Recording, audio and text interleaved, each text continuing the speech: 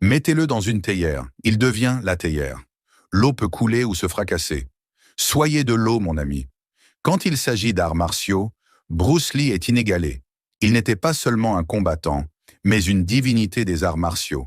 Ses exploits sont légendaires, à tel point que les gens se demandent souvent si ces histoires sont vraies. Qu'est-ce qui rendait ces techniques si impressionnantes, défiant les limites des capacités humaines? Y avait-il une technique cachée ou un phénomène physique exceptionnel à l'œuvre? Rejoignez-nous pour explorer les 30 moments les plus remarquables de Bruce Lee qui échappent même à la science. Numéro 30. Bruce Lee combat. Les yeux bandés. Bruce Lee ne considérait pas les arts martiaux comme un simple sport ou un métier. C'était son mode de vie, façonnant tout son être. Ce combattant légendaire pouvait voir sans ses yeux. La science ne peut certainement pas expliquer cela. Il a affronté un adversaire qualifié, les yeux complètement bandés. Imaginez entendre cela sans preuve vidéo. Le croiriez-vous? Probablement pas. Mais Bruce Lee non seulement a relevé le défi, mais il l'a brillamment surmonté. Ce démonstration de talent montrait que sa connexion avec le kung-fu dépassait le physique. Son adversaire, un maître du karaté qualifié, se vantait de pouvoir vaincre Bruce même si ce dernier ne pouvait pas le voir. Déterminé à prouver sa domination, Bruce Lee a relevé le défi et l'a emporté sans bénéficier de la vue. La précision et l'instinct requis pour accomplir un tel exploit dépassent l'imagination. C'était un témoignage de l'entraînement intense et de la connexion spirituelle de Bruce avec les arts martiaux. Sa victoire n'était pas qu'un triomphe physique, c'était une déclaration philosophique. Les arts martiaux ne concernaient pas seulement la force, mais un mode de vie. Numéro 29. L'entraînement. Le mot « héritage » capture parfaitement l'impact durable de Bruce Lee en tant qu'artiste martial et icône culturelle. Il reste l'un des artistes martiaux les plus influents de tous les temps, inspirant des millions de personnes par ses films et ses écrits, tout en introduisant les arts martiaux dans le monde occidental. Au-delà de sa personnalité à l'écran, la condition physique et le programme d'entraînement de Lee continuent de fasciner. Ses entraînements étaient tout simplement extraordinaires, repoussant les limites de ce que le corps humain pouvait supporter, laissant souvent la science en difficulté pour l'expliquer. Chaque jour, il exécutait 5000 coups de poing et 2000 coups de pied avec une rapidité et une précision presque surhumaines. Son programme incluait également 200 balancements de jambes, 200 coups de grenouille, 100 torsions de redressement assis et 100 levées de jambes, démontrant sa force centrale et son agilité incroyable. Ce qui étonnait, ce n'était pas seulement le volume de son entraînement, mais la manière dont il intégrait ces exercices intenses dans ses activités quotidiennes. Il les exécutait souvent en regardant la télévision ou en accomplissant d'autres tâches, comme si son corps fonctionnait à un niveau d'efficacité différent. Cette motivation et cette endurance presque impossible demeurent parmi les moments de Bruce Lee que la science peine encore à expliquer. Comment pouvait-il maintenir autant de puissance, de précision et d'endurance, tout en restant calme? C'est un mystère qui défie les explications conventionnelles. Numéro 28. Le coup de poing à 1 pouce. Le légendaire coup de poing à 1 pouce de Bruce Lee démontrait son incroyable puissance et son habileté. Imaginez être repoussé de 5 mètres par un coup délivré avec seulement 1 pouce de mouvement. C'est comme un film de super-héros en vrai. Bruce Lee a appris cette technique lors de son entraînement en Wing Chun avec Ip Man à Hong Kong, avant de la redévelopper. Pour exécuter ce coup de poing célèbre, Lee rassemblait l'énergie de tout son corps. Ses jambes se redressaient, ses hanches tournaient avec puissance et ses épaules lancèrent le coup final. Certains ont comparé la force de son coup à l'impact d'un accident de voiture à 50 km/h. Sa profonde compréhension de la mécanique corporelle et de la maîtrise a fait de lui un maître pour transformer un simple coup en un exploit défiant la physique, mêlant les arts martiaux et la science d'une manière incroyable. Numéro 27. Les pompes à 2 doigts.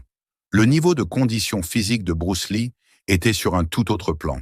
Il est devenu célèbre pour sa capacité stupéfiante à faire des pompes en utilisant seulement 2 doigts.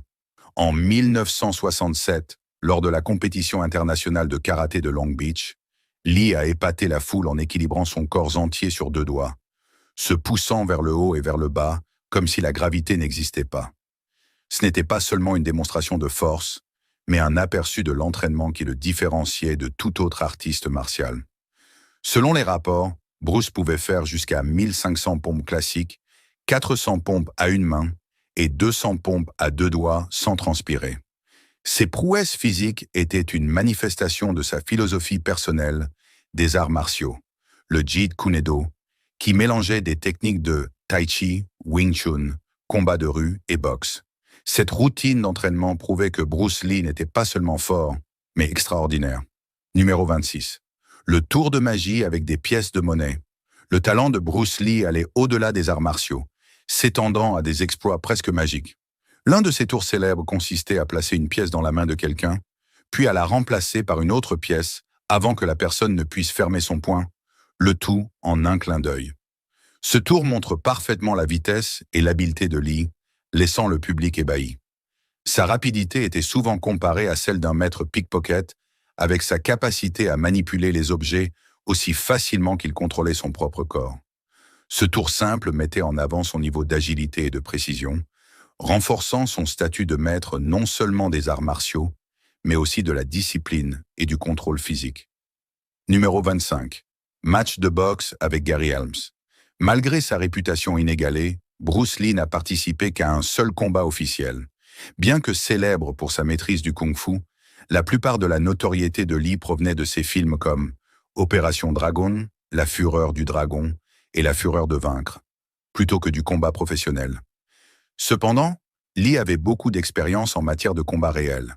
En 1958, Bruce Lee a participé à un tournoi de boxe au lycée à Hong Kong. En finale, il a affronté Gary Helms, un triple champion dans sa catégorie de poids. Bien que Lee ait eu un grade inférieur à celui d'Helms, il a remporté le match à l'unanimité. Une chose qui a dérouté les scientifiques, c'est qu'il a quand même réussi à gagner, même si les gants et les règles limitaient sa capacité à libérer pleinement sa puissance. Bien que ce fût son seul combat officiel, de nombreux autres défis du monde réel ont contribué à façonner Bruce Lee en l'icône qu'il est devenu. Numéro 24. Réalisme dans les scènes de combat. Dans le cinéma, Bruce Lee était un véritable visionnaire. Il n'était pas satisfait des scènes de combat exagérées et excessivement chorégraphiées qui dominaient les films d'arts martiaux de son époque. Au contraire, il tenait à quelque chose de différent, le réalisme. Pour Bruce, les scènes de combat devaient sembler brutes et authentiques, et non une simple danse entre acteurs. Cette quête d'authenticité a fait de Bruce un pionnier du cinéma d'arts martiaux. Il exigeait de vrais contacts lors des combats à l'écran, accentuant l'intensité et l'impact réel du combat d'arts martiaux. Ce n'était pas juste une question de mouvements impressionnants, mais de présenter la véritable essence des arts martiaux, où chaque coup de poing et de pied avait du poids et une raison d'être. L'approche de Bruce a révolutionné le genre, établissant de nouvelles normes qui continuent d'influencer les films d'action aujourd'hui. Sa recherche de réalisme ne visait pas seulement à faire de meilleurs films, il s'agissait de respecter l'intégrité des arts martiaux. Numéro 23. Retrait des glandes sudoripares. L'engagement de Bruce Lee pour la perfection s'étendait même aux plus petits détails, comme son apparence à l'écran. En fait, il était tellement déterminé à paraître impeccable qu'il a pris la décision extraordinaire de se faire retirer les glandes sudoripares des aisselles. Pourquoi? Parce qu'il pensait que les traces de sueur gâcheraient son image à l'écran. Cependant, ce choix extrême comportait ses propres risques. Certains spéculent que cette procédure a pu contribuer à sa mort prématurée. Bien qu'il soit impossible de le savoir avec certitude, cela montre jusqu'où Bruce était prêt à aller dans sa quête de perfection. Il croyait en l'importance de donner le meilleur de lui-même dans chaque performance, peu importe le coût. Son souci méticuleux du détail a fait de lui l'une des figures les plus percutantes et captivantes à l'écran. Mais rappelle aussi que le perfectionnisme peut parfois avoir des conséquences imprévues. Numéro 22. Intouchable. La réputation de Bruce Lee en tant que légende des arts martiaux ne reposait pas seulement sur ses compétences techniques dans les films. Il a également prouvé sa prouesse dans des défis réels. Malgré sa célébrité, Lee était souvent mis à l'épreuve dans des combats de rue par ceux qui cherchaient à défier ses capacités. Chaque fois, il esquivait les attaques sans effort et maîtrisait ses adversaires avec aisance. Un exemple notable a eu lieu lors du tournage d'Opération Dragon, quand il a été défié en combat sur le plateau. Lee a non seulement vaincu son adversaire de manière décisive, mais est resté calme et serein, utilisant ce moment pour enseigner la philosophie des arts martiaux.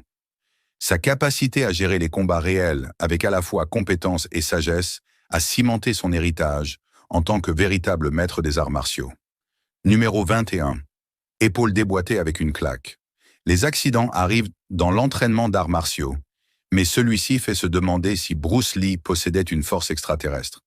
Lors d'une séance d'entraînement, Lee a accidentellement déboîté l'épaule d'un artiste martial hautement qualifié avec ce qu'il pensait être une simple claque. Un moment comique? Peut-être. Mais cet incident prouve que Lee avait une puissance immense, même au bout des doigts.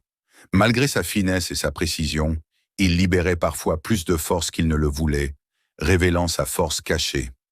Un vrai moment de kung-fu façon Hulk. Cet incident nous rappelle que Bruce Lee n'était pas seulement un maître des arts martiaux, il était une véritable puissance humaine, pleine de force surprise et de compétences impressionnantes. Numéro 20. Nunchakus et allumettes. Voici un numéro de grand spectacle. Bruce Lee utilisant des nunchakus pour allumer des allumettes. Et ce n'était pas juste une seule allumette. Il les plaçait à des endroits difficiles et les frappait avec une précision infaillible. Ce n'était pas qu'un effet de style, c'était un témoignage de son contrôle et de sa précision inégalée. Sa maîtrise dans ce numéro prouve encore que Bruce Lee n'était pas seulement un artiste martial, il était un maître du calme et de la concentration, repoussant toujours les limites de ce qui était possible avec les nunchakus. Numéro 19. Force inhabituelle. Malgré sa stature relativement petite, Bruce Lee possédait une force physique extraordinaire qui surprenait souvent les gens. Sa force n'était pas immédiatement apparente, mais son entraînement intensif révélait à quel point il était puissant. Par exemple, les sacs de frappe de 50 kg standard n'étaient pas suffisants pour Lee. Il utilisait plutôt des sacs beaucoup plus lourds, certains pesant plus de 135 kg, pour repousser ses limites de force. Des séquences d'entraînement le Meteor Shah montrent facilement déchirant ses sacs lourds avec ses coups de poing, prouvant encore que sa force dépassait de loin son gabarit mince. La puissance physique inégalée de Bruce Lee était un élément clé de son statut d'icône des arts martiaux. Numéro 18. Équipement d'entraînement personnalisé. L'engagement de Bruce Lee envers les arts martiaux était si profond qu'il a conçu des équipements d'entraînement personnalisés pour repousser ses propres limites. Une pièce marquante était un sac de frappe de 300 livres renforcé de métal, conçu pour supporter la force incroyable de ses coups pendant les sessions d'entraînement intenses. Cet équipement mettait en évidence l'importance que Lee accordait à la résilience et à la durabilité dans ses entraînements. Selon des proches comme Dan Inosanto et James Coburn, Lee poussait son entraînement encore plus loin avec un sac de 700 livres, spécialement conçu pour absorber la force de ses coups dévastateurs. Numéro 17. Puissance de traction. Les tractions incroyables de Bruce Lee. Après avoir parlé des pompes de Bruce, lorsqu'il s'agissait de traction, Bruce Lee jouait dans une toute autre ligue. Ses exploits de force dans le haut du corps laissaient même les athlètes chevronnés bouche bée. Mais Lee ne se limitait pas aux tractions classiques. Il poussait cet exercice à des niveaux inédits. Par exemple, Bruce pouvait effectuer un nombre stupéfiant de 50 tractions à un bras avec une apparente facilité. Pour mettre cela en perspective, de nombreuses personnes ont du mal à réaliser une seule traction avec un seul bras. Pour Bruce, cela faisait simplement partie de sa routine. Mais ce n'était pas tout. Lee se fixait des objectifs ambitieux, réalisant 100 tractions consécutives avec des variations de prise, passant de la prise classique à la prise large et inversée, sans pause. Ce niveau de variation démontrait non seulement sa force immense, mais aussi son endurance et sa résistance mentale. Et si cela ne suffisait pas, Bruce Lee pouvait effectuer une traction en utilisant seulement 2 doigts. Un exploit presque inimaginable de difficulté. C'était la véritable puissance de traction de Lee, une puissance qui défiait la croyance et reste une référence en matière de force physique. Numéro 16. Des coups de pied qui faisaient de voler les gens. Bruce Lee n'était pas seulement connu pour ses coups de poing. Ses coups de pied étaient tout aussi légendaires. Lors de ses entraînements avec un bouclier, les coups de pied puissants de Lee pouvaient projeter ses adversaires à travers la pièce. Ces coups de pied étaient non seulement incroyablement puissants, mais aussi extrêmement précis, constituant une partie essentielle de son arsenal martial. Bruce était une double menace.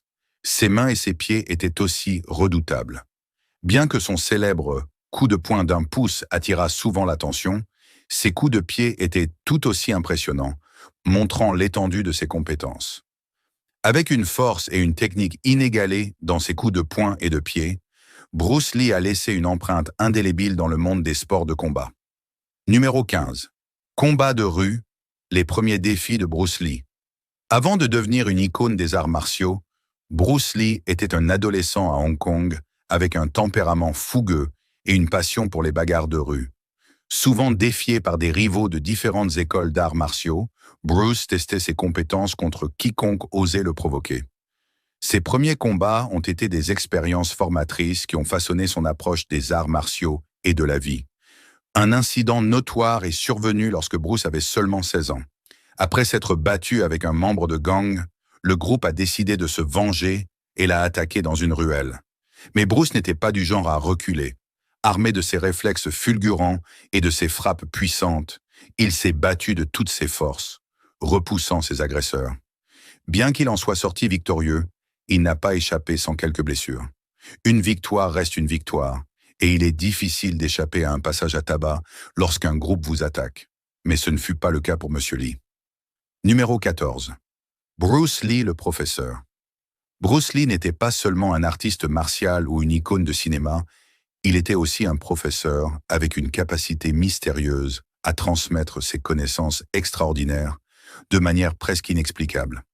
Il a développé le Jeet Kune Do, un style d'arts martiaux qui mettait l'accent sur l'efficacité, la simplicité et l'adaptabilité, puisant dans une compréhension plus profonde du mouvement et du combat que la science ne pouvait pleinement expliquer. Mais ce qui était encore plus incroyable, c'était sa capacité à partager cette sagesse profonde. Bruce ne gardait pas ce savoir pour lui, il le transmettait volontiers à ses élèves, dont son fils Brandon Lee. À travers leur entraînement, c'était comme si Bruce transmettait non seulement des techniques, mais aussi une habileté, une agilité et une intuition inexplicables que la science ne pouvait justifier. Son influence sur Brandon et de nombreux autres élèves allait bien au-delà de l'enseignement. C'était comme s'il leur dévoilait un potentiel dont ils ignoraient eux-mêmes l'existence. Numéro 13. Tennis de table avec des nunchakus. Voici un exploit pour les annales. Bruce Lee jouant au tennis de table, non pas avec une raquette, mais avec des nunchakus. Oui, vous avez bien lu. Bruce a transformé un jeu de ping-pong ordinaire en une démonstration extraordinaire de contrôle et de précision.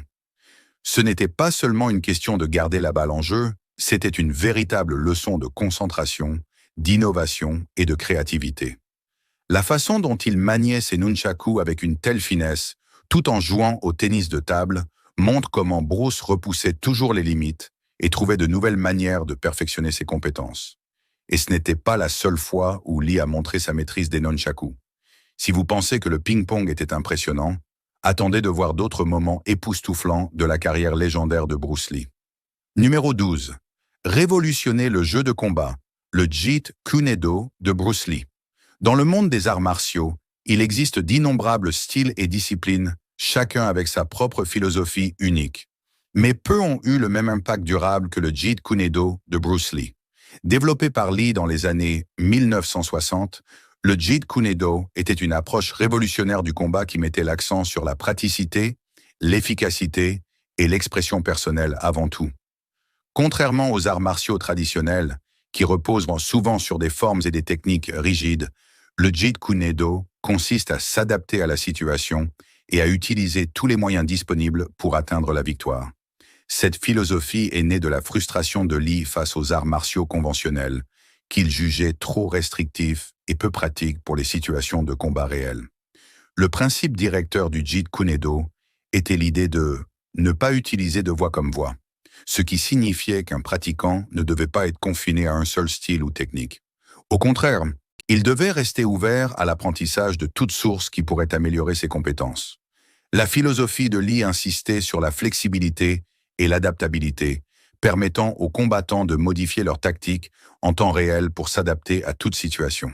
Ce faisant, Bruce Lee a révolutionné le monde des arts martiaux, créant un système qui valorisait la liberté, la créativité et la maîtrise par la croissance continue.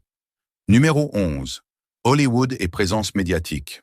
L'impact de Bruce Lee sur Hollywood et les médias mondiaux était tout simplement phénoménal, laissant beaucoup de gens se demander s'il y avait quelque chose de plus dans sa présence que ce que l'on pouvait voir.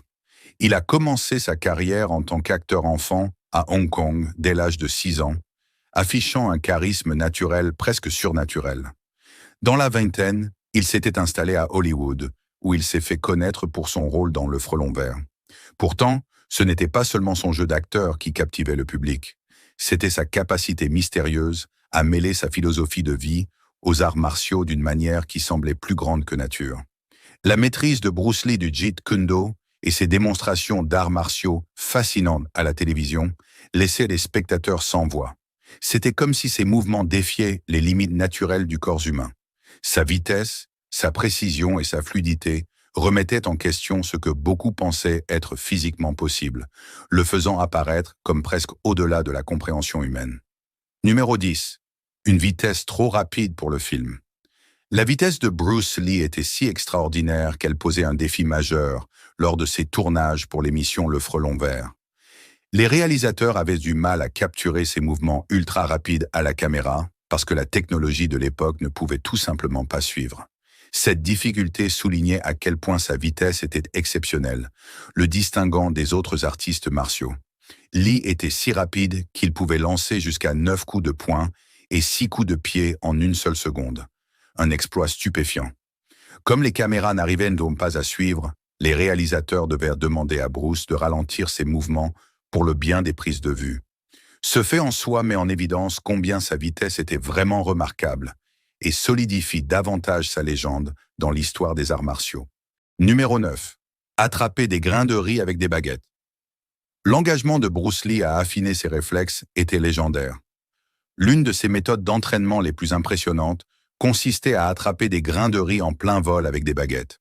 Cet exploit extraordinaire demandait une précision et une rapidité incroyables, lui permettant de développer des réflexes fulgurants essentiels aux arts martiaux.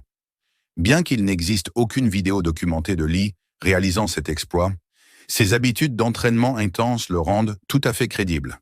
Sa recherche incessante de la perfection dans ses réflexes a probablement inspiré la scène célèbre dans Karate Kid, où M. Miyagi apprend à Daniel à attraper une mouche avec des baguettes. La créativité de Lee dans l'entraînement et son dévouement à maîtriser chaque aspect du combat continuent d'inspirer et d'émerveiller les artistes martiaux aujourd'hui. Numéro 8. La paume de fer, le conditionnement des mains de Bruce Lee. Les mains de Bruce Lee n'étaient là pas seulement des outils pour donner des coups de poing, elles étaient des armes en elles-mêmes, perfectionnées par des années d'entraînement intense. L'une de ses pratiques principales était l'entraînement de la paume de fer, une méthode qui développait non seulement la force de ses mains et de ses avant-bras, mais aussi la résistance nécessaire pour frapper avec une force incroyable sans se blesser. Cet entraînement consistait à frapper de plus en plus fort une surface, que ce soit un sac de frappe lourd, une planche en bois ou une barre d'acier, avec le temps. Ce régime rigoureux renforçait la peau et les muscles de la main, tout en augmentant la densité osseuse, transformant les mains en outils redoutables. Bruce Lee consacrait d'innombrables heures à cette pratique, renforçant progressivement ses mains jusqu'à les rendre presque indestructibles. Mais pour Lee, le conditionnement des mains n'était pas qu'une question de force. Son entraînement était multifacette, se concentrant sur la vitesse, la précision et la puissance. Ses coups de poing étaient célèbres pour leur rapidité, si rapides qu'ils semblaient surgir de nulle part. Sa capacité à allier vitesse et force dévastatrice était le fruit d'exercices intenses visant à maximiser l'efficacité et à réduire les mouvements inutiles. Lee s'entraînait à détendre ses muscles, à générer de la puissance à partir de son centre et de ses hanches, permettant à ses coups de frapper plus fort tout en utilisant moins d'énergie. La précision était un autre aspect clé de son entraînement des mains. Il s'exerçait à viser des points spécifiques, sachant qu'un coup bien placé pouvait être plus efficace qu'une série de frappes imprécises. Pour développer à la fois précision et force, Lee réalisait des pompes sur les jointures, utilisait des outils pour renforcer sa prise et s'entraînait avec un mannequin de kung-fu pour parfaire ses techniques de frappe et de grappling. Les résultats étaient remarquables. les mains de Bruce Lee étaient incroyablement résistantes, ses jointures épaisses et calleuses à force de conditionnement. Il pouvait frapper avec une force brutale tout en restant insensible à l'impact, démontrant son dévouement exceptionnel aux exigences physiques et mentales des arts martiaux. Sa maîtrise de ses mains a fait de lui un symbole du potentiel physique humain à son apogée. Numéro 7. Combat à l'aveugle. Avec le succès rapide de Bruce Lee dans sa carrière et son dévouement à maîtriser son art, on pourrait facilement négliger sa vie personnelle. Cependant, Bruce Lee a montré comment il a su équilibrer une carrière florissante avec une vie de famille aimante, démontrant une remarquable dévotion et attention. Même lorsque sa célébrité montait en flèche et qu'il travaillait dur à Hollywood, Bruce restait profondément attaché à sa famille. Il partageait sa passion pour les arts martiaux avec sa femme, Linda, et leurs enfants, Brandon et Shannon. Bruce était particulièrement fier d'enseigner les arts martiaux à Brandon dès son plus jeune âge. Concilier une carrière mondiale avec la vie de famille n'était pas facile, mais Bruce y parvenait avec une discipline, une concentration et un dévouement incroyable pour ses proches. Sa famille lui apportait de la joie et le gardait ancré, même dans les moments les plus occupés sous les projecteurs. La mort prématurée de Bruce Lee à seulement 32 ans a marqué une fin tragique à une vie remarquable, tant sur le plan personnel que professionnel. Pourtant, son héritage perdure comme celui d'un homme de famille dévoué et d'un pionnier des arts martiaux. Sa capacité à exceller dans sa carrière tout en chérissant sa famille souligne la profondeur de son caractère et continue d'inspirer des gens partout dans le monde. Numéro 6. Combat secret avec Lao Wei. L'un des combats les moins connus mais intrigants de Bruce Lee a eu lieu à Hong Kong. Son adversaire? Lao Wei, un acteur qui défia Bruce publiquement, désireux de mesurer ses compétences face au maître. Au début, Bruce était hésitant. Il ne souhaitait pas s'engager dans une confrontation inutile. Cependant, les circonstances ont escaladé et un match privé a été organisé dans le domaine d'un détective de police. Le résultat? Bruce Lee a battu Lao Wei de manière décisive, démontrant sa supériorité physique et sa maîtrise inégalée des arts martiaux. Les témoins ont décrit les mouvements de Bruce comme presque surnaturels, laissant Lao Wei incapable de suivre. Ce qui est encore plus mystérieux, c'est que Bruce a choisi de garder le combat secret du public malgré sa victoire éclatante. Il a décidé de ne pas rendre publique la victoire par respect pour la réputation et la carrière de Lao Wei dans le cinéma. Cela montre un côté de Bruce Lee moins connu, son humilité. Il ne se souciait pas seulement de gagner, mais aussi de la dignité et de l'honneur des arts martiaux, une croyance qui a guidé une grande partie de sa vie et de sa carrière. Ce combat n'était pas seulement une question de domination physique. Il soulignait l'engagement profond de Bruce envers les principes éthiques des arts martiaux. Numéro 4. Combat de défi avec Yoichi Nakachi. Dans ce qui pourrait avoir été l'un des plus intenses et élégants spectacles de combat sans armes, Bruce Lee a affronté Yoichi Nakachi lors d'un match de défi qui s'est déroulé à huis clos. À l'époque, les meilleurs combattants ne montraient leurs compétences que dans de grandes arènes ou des combats de championnat lucratifs. Mais cette confrontation était différente. C'était une compétition privée, menée non pour l'argent, mais pour l'honneur et la passion. Nakachi, un artiste martial ayant des ceintures noires en karaté et en judo, a défié Lee lors d'une démonstration d'arts martiaux à Seattle. Ce qui avait commencé comme un débat sur l'efficacité de différents styles de combat s'est transformé en un affrontement en tête-à-tête au YMCA local. Bruce Lee, maître de l'adaptation, a rapidement mis Nakachi hors de combat en quelques secondes, démontrant sa vitesse, sa technique et son contrôle supérieur. Bruce Lee repoussait la plupart des défis avec facilité, mais il y eut un combat qui le marqua si profondément qu'il abandonna ses méthodes précédentes et fit évoluer son approche des arts martiaux. Vous voulez en savoir plus? Plongeons-nous dans ce moment décisif. Numéro 3. Un combat mémorable, Bruce Lee contre Wong Jackman. Peu de combats d'arts martiaux sont aussi légendaires que celui entre Bruce Lee et Wong Jackman en 1964. Ce combat, qui s'est déroulé à Oakland, en Californie, marqua un tournant dans la carrière de Bruce Lee et un moment clé dans l'histoire des arts martiaux. L'origine du combat était un choc culturel. Lee avait enseigné les arts martiaux à des étudiants non chinois, ce qui, à l'époque, était considéré comme une trahison par de nombreux membres de la communauté des arts martiaux chinois de San Francisco. Ils estimaient que les arts martiaux devaient rester exclusifs à leur culture et exigeaient que Lee cesse d'enseigner aux étrangers. Fidèle à son caractère, Bruce Lee refusa de céder. Il croyait que les arts martiaux devaient être accessibles à toute personne prête à apprendre, quelle que soit sa race ou son origine. Wang Jackman, un maître des arts martiaux chinois traditionnels, défia Lee en combat. Les conditions étaient simples. Si Lee perdait, il cesserait d'enseigner aux étudiants non chinois. S'il gagnait, il pourrait continuer à enseigner à qui il voulait. Le jour fatidique, les deux artistes martiaux se rencontrèrent dans une école de kung-fu à Oakland